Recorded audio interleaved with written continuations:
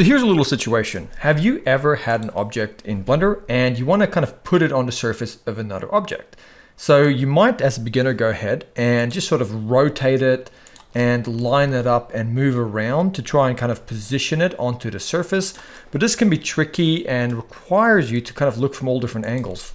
Yet there is a much simpler way. You can use the snapping option, which I'm going to cover here, and then you can just move something around.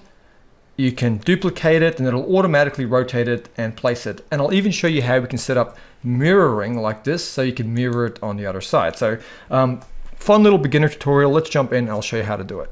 So I've just got this little example scene here. I'll just get rid of my stage here and I'll just kind of delete some of these things here and just show you from scratch. So let's say you have a robot like I have here, and you can take any objects. I'm going to go over here and I'm going to go Shift A. I'm going to go to my mesh options. I'll just quickly add in a cylinder and I'll just move the cylinder over and I might just scale it like this and maybe make sort of like a cool looking little bit like this.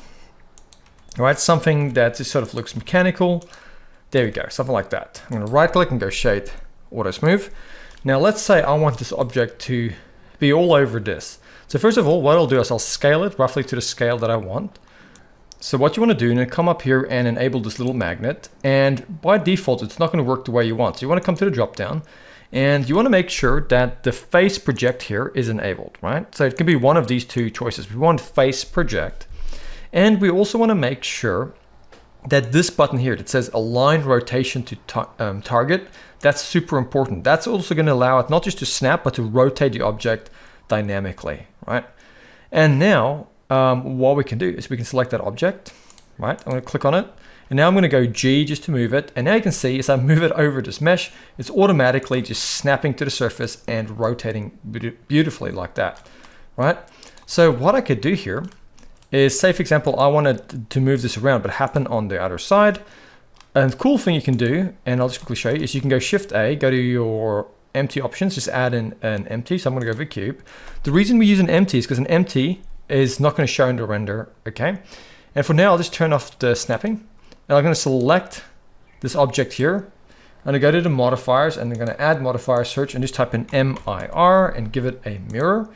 Click on a little eyedropper and then select this empty, right? And it should be mirroring on the X by default, but you can also try out some of these other ones if you need to. But in this case, I want to mirror across the X.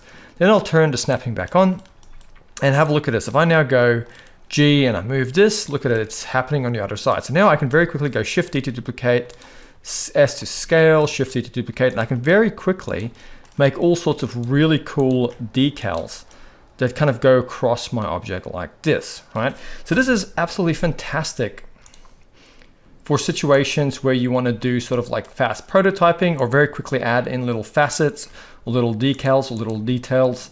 So yeah, I hope you guys have enjoyed this. Give it a like, subscribe, check out some other content, and I'll see you guys next time.